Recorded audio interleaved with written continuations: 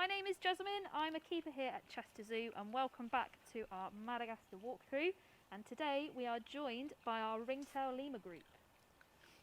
So here we have 9 ringtail lemur boys.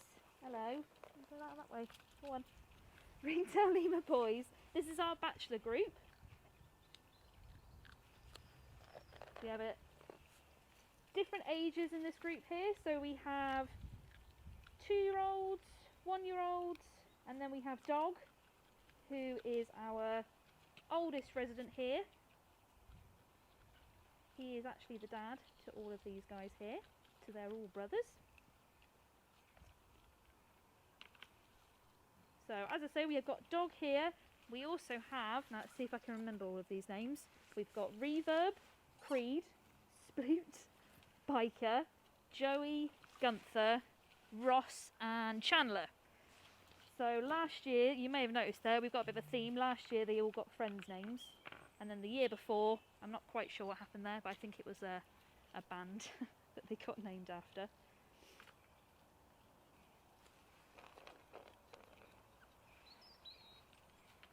So the main thing that we get asked here about the ringtail lemurs, and I'm sure everybody will be wondering this, how do we ID these guys? And the truth is, with difficulty. Here you go. There you are, mate. So they are very similar to one another, and because they are in big troops, it can make it quite difficult when you're trying to ID one and they're all running around with one another. But they do have some distinguishable features about each other. So, for example, Dog, the oldest male here, who I think is already famous from The Secret Life of the Zoo. On the top of his head he's got kind of like a little tufty bit, and he also is just a lot bigger than the other guys, and he's very comfortable with the keepers. So behaviourally you can kind of spot him out from the group. Everyone else, whilst they do have their distinguishable features, we do also use a microchip. So it's like a scanner that we have for them, and we scan the back of them, and then we're able to match up their microchip with their name, so that we're able to keep records of these guys.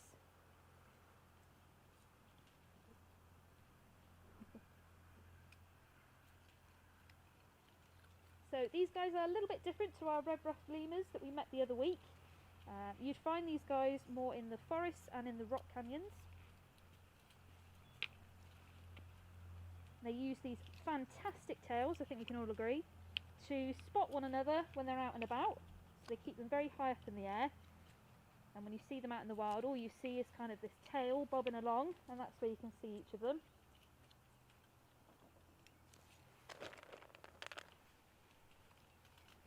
Oh, yeah. So at the moment I'm just giving them their fruit and veg feed. So these guys, like most of our other lemurs, will get 3 feeds. So they'll have a pellet feed in the morning, and then they get 2 fruit and veg feeds in the afternoon.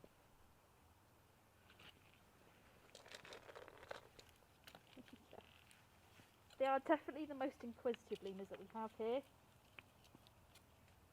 You probably all recognise these guys from the film Madagascar. And a lot like King Julian, actually, they are very, very dramatic, and they are very eager to say hello to everybody. There you go. So there are some similarities. Oh, mate, look at that one.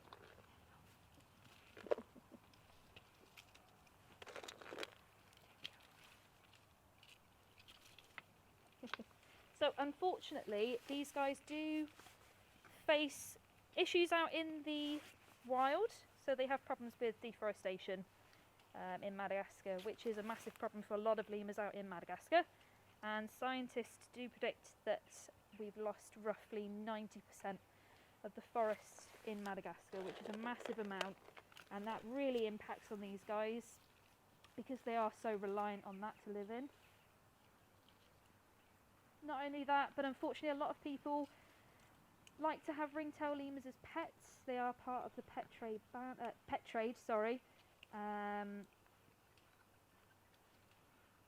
It isn't a good idea to have these guys as pets though. They're very, very sociable. Like every primate, they're very sociable, and they have to have very specific diets and environments to live in, and they just don't work well in a home setting. But unfortunately these guys do face threats from that. Hello. There you go.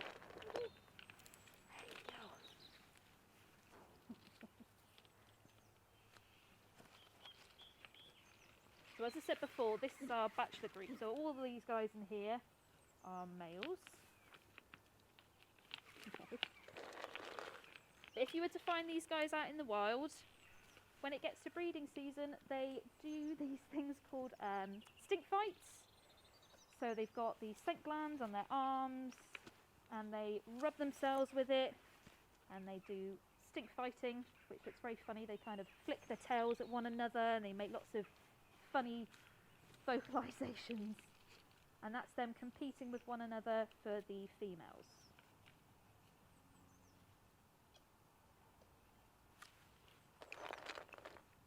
Hello. Hey then.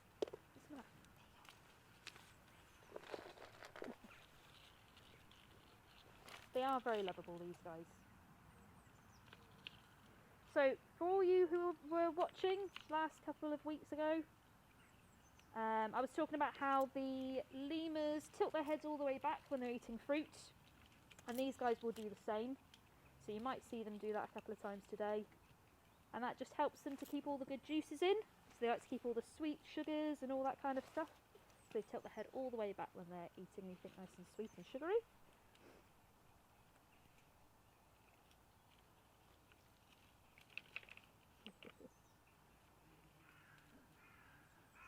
So unfortunately today it is a little bit of a cloudy day here in Chester. However, if you are ever lucky enough to come to the zoo on a sunny day, which is a rarity here in England, but you might see these guys sunbathing. So they have these incredible white bellies, and what they do is they chase the sun around. Whenever there's a bit of sun, you always see a lemur in it, and they kind of spread their arms all the way out, cross their legs, tilt their heads back, and they just have a little snooze in the sun, which just looks so much fun.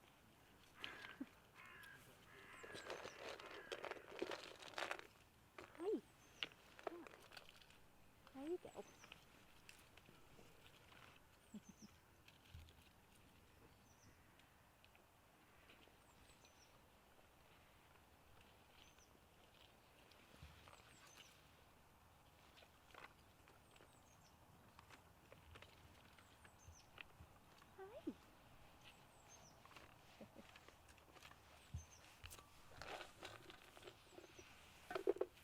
There we go.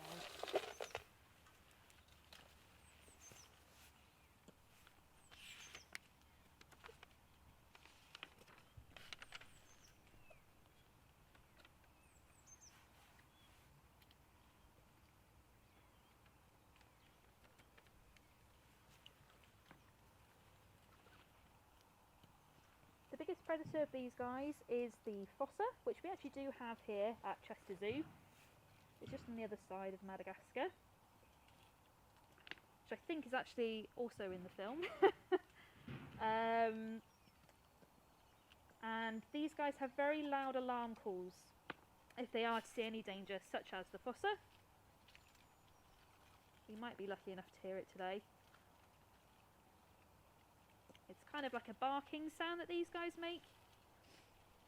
So the red ruffs will make kind of a very constant shouting noise, whereas these guys with their alarm calls, it's kind of a bark that they make to one another, and it's just alerting the whole troop that there might be some danger ahead.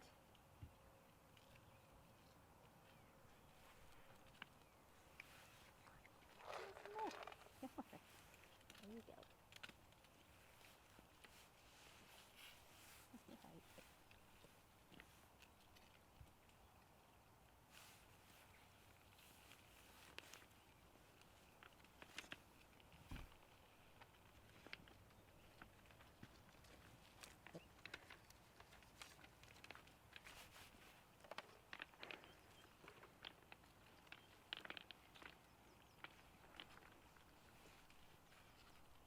Another very cool fact about these guys is that their tail is actually, it exceeds the length of their bodies.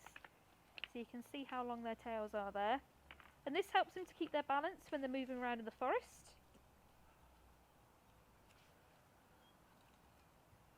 And they can use their opposable thumbs to help them to navigate the forest and help them to grip branches and grab objects with ease.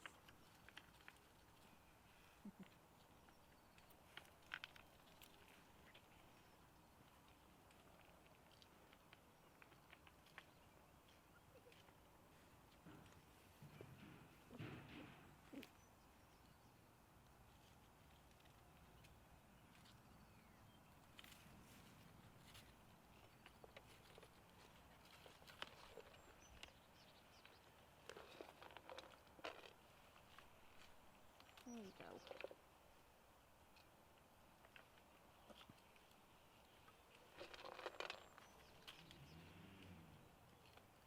So sometimes when you'll see a ringtail lemur standing up on their back legs, that's just to make them look bigger and scarier than they think they are. Unfortunately to humans it just makes them look adorable, but that is kind of their way of saying, look at me, I'm big. Generally speaking, they normally move around on the ground on all fours though. Hello. Come on, there you go.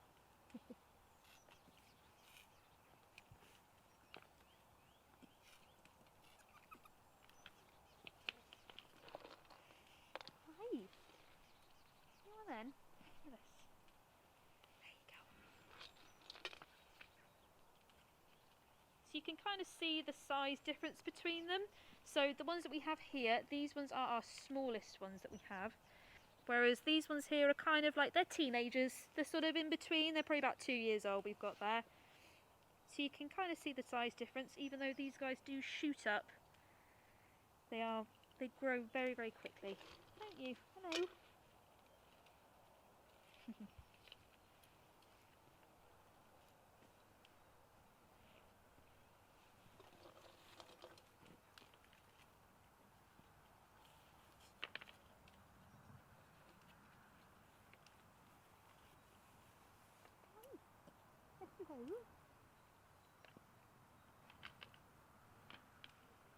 They have lots of other vocalizations that they make to one another, so they don't just have their alarm call.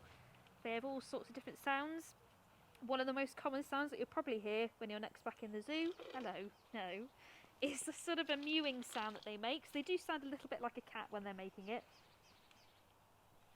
And that's just a nice friendly sound, just communicating with one another. Hello, what's with this?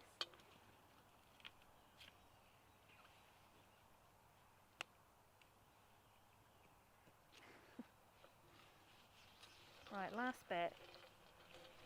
Go on then, follow that way. Come on. There you go. All gone. That's it now. We've wolfed that down.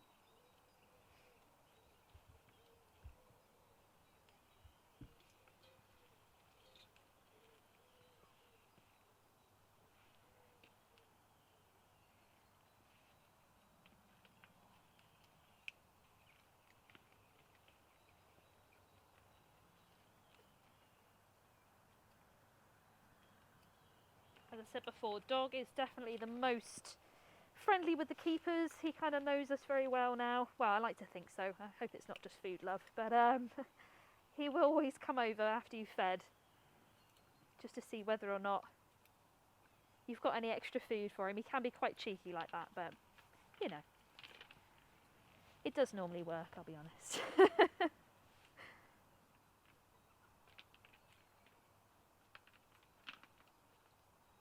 They're definitely the most boisterous in this group actually as well. Despite the fact that the red ruffs are probably twice their size, they do normally bully them more than the red ruffs will bully these guys, so they've got big personalities.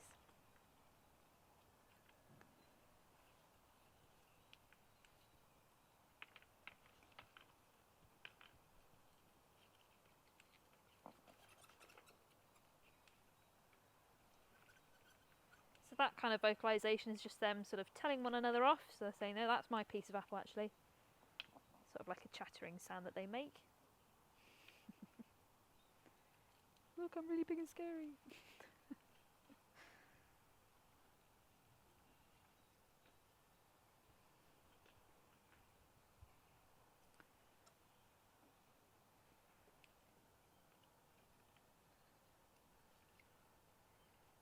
Aye, haven't got anything left now, bud.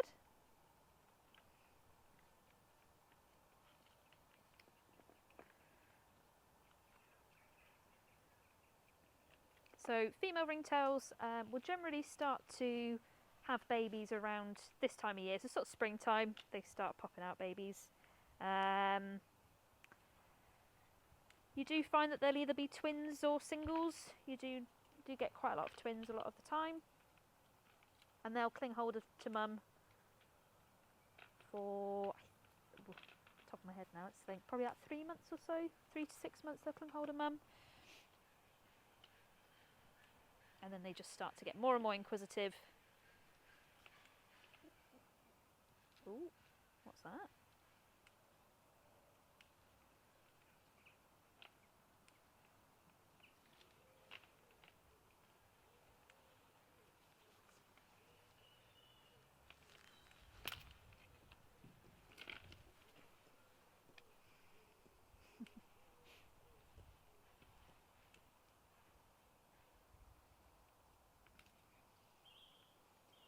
Spent hours just watching these guys. They're very relaxing.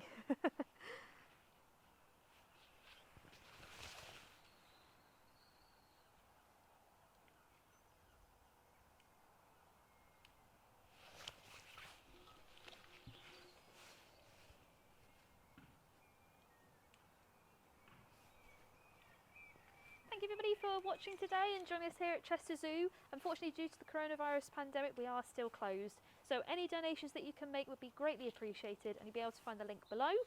And join us back at 1 PM to see the capybara.